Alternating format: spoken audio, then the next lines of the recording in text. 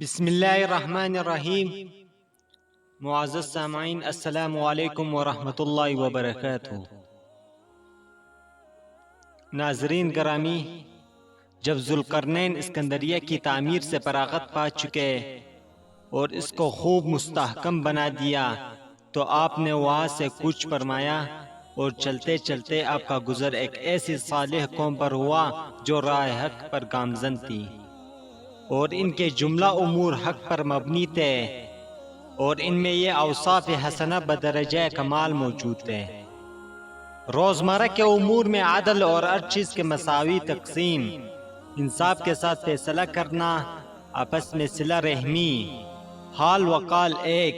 ان کی قبریں ان کی دروازوں کے سامنے، ان کے دروازے غیر مقفل یعنی تالے نہیں لگائے ہوئے تھے۔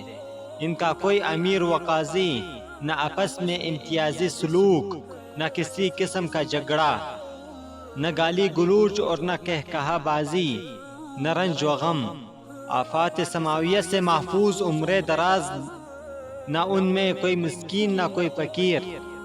ذوالقرنین کو ان کی یہ حالات دیکھ کر تعجب ہوا اور کہنے لگا کہ تم لوگ مجھ کو اپنے حالات سے مطلع کر لو، کیونکہ میں دنیا میں گما ہوں اور بے شمار بحری اور بحری سفرے اسپار کیے ہیں، مگر تم جیسی صالح قوم نظر نہیں آئی۔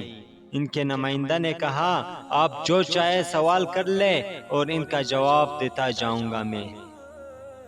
سب سے پہلے ذوالقرنین نے سوال کیا، تمہاری قبریں تمہارے گھروں کے دروازے کے سامنے کیوں ہے؟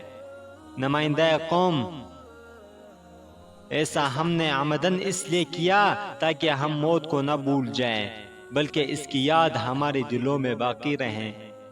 ذوالقرنین، تمہاری دروازوں پر قفل کیوں نہیں ہے؟ نمائندہ، ہم میں سے کوئی مشتبہ نہیں بلکہ سب امانت دار ہیں۔ ذوالقرنین، تمہارے یہاں امراء کیوں نہیں؟ نمائندہ، ہم کو امراء کی حاجت نہیں ہے۔ ذوالقرنین، تمہارے اوپر حکام کیوں نہیں؟ نمائندے نے جواب دیا، کیونکہ ہم آپس میں جھگڑا نہیں کرتے جو حکام کی ضرورت پیش آئے۔ پھر ذوالقرنین نے سوال کیا، تم میں اغنیا یعنی مالدار کیوں نہیں؟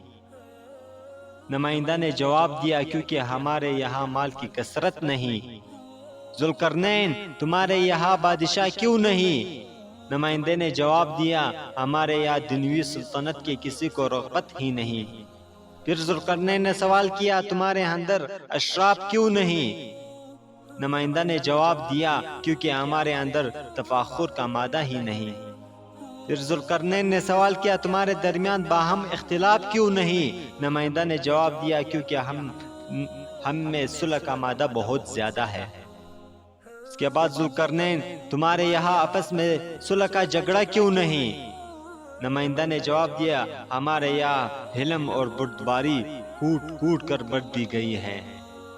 اس کے بعد ذوالقرنین نے سوال کیا، تم سب کی بات ایک ہے اور طریقہ راست ہے؟ نمائندہ نے جواب دیا، یہ اس وجہ سے کہ ہم آپس میں نہ جھوٹ بولتے ہیں، نہ دھوکہ دیتے ہیں اور نہ غیبت کرتے ہیں۔ پھر ذوالقرنین نے سوال کیا، تمہارے سب کے دل یکساں اور تمہارا ظاہر و باطن بھی یکساں ہے، اس کی کیا وجہ ہے؟ نمائندے نے جواب دیا، اس کی وجہ یہ ہے کہ ہم سب کی نیتیں صاف ہے، ان سے حسد اور دغا نکل گئی ہیں۔ ذوالقرنین، تم میں کوئی مسکین و فقیر کیوں نہیں؟ نمائندہ، کیونکہ جو کچھ ہمارے یہاں پیدا ہوتا ہے ہم سب اس کو برابر تقسیم کر لیتے ہیں۔ پھر ذوالقرنین، تمہارے یہاں کوئی درست مزاج اور دن تختو کیوں نہیں؟ نمائندہ، کیونکہ ہم سب خاکسار اور متواضع ہیں۔ ذوالقرنین، تم لوگوں کی عمر دراز کیوں ہے؟ نمائندہ نے جواب دیا، کیونکہ ہم سب ایک دوسرے کے حق کو ادا کرتے ہیں اور حق کے ساتھ آپس میں انصاف کرتے ہیں۔ پھر اس کے بعد ذوالقرنین نے سوال کیا، تم باہم ہنسی مذاق کیوں نہیں کرتے؟ نمائندہ نے جواب دیا، تاکہ ہم استغفار سے غافل نہ ہوں۔ پھر اس کے بعد ذوالقرنین نے کہا، تم غمگین کیوں نہیں ہوتے ہو؟ نمائندہ نے جواب دیا، ہم بچپن سے بلا و مصیبت جھیلنے کے عادی ہو گئے، لہذا ہم کو ہر چیز محبوب و مرغوب ہو گئی ہے۔ ذوالقرنین نے پھر سوال کیا تم لوگ آفات میں کیوں نہیں مبتلا ہوتے جیسے کہ ہم دوسرے لوگ ہوتے ہیں؟ نمائندہ نے جواب دیا کیونکہ ہم غیر اللہ پر بھروسہ نہیں کرتے اور نہ ہم نجوم وغیرہ کا معتقد ہیں۔ ذوالقرنین نے کہا اپنی آبا و اجداد کا حال بیان کرو کہ وہ کیسے تھے؟ نمائندہ نے جواب دیا ہمارے آبا و اجداد بہت اچھے لوگ تھے، وہ اپنے مساکین پر رحم کرتے اور جو ان میں فقیر ہوتے ان سے بھائی چارہ کرتے اور ان پر ظلم کرتا اس کو معاف کر دیتے اور جو ان کے ساتھ برائی کرتا وہ ان کے ساتھ بھلائی کرتے تھے، جو ان کے ساتھ جوہل کا معاملہ کرتا تو وہ ان کے ساتھ بردباری کا معاملہ کرتے، آپس میں صلہ رحمی کرتے، نماز کی اوقات کی حفاظت کرتے، اپنے وعدہ کو پورا کرتے تھے۔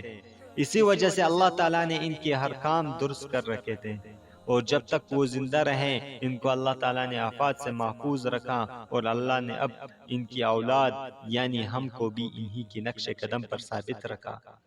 یہ سب باتیں سن کر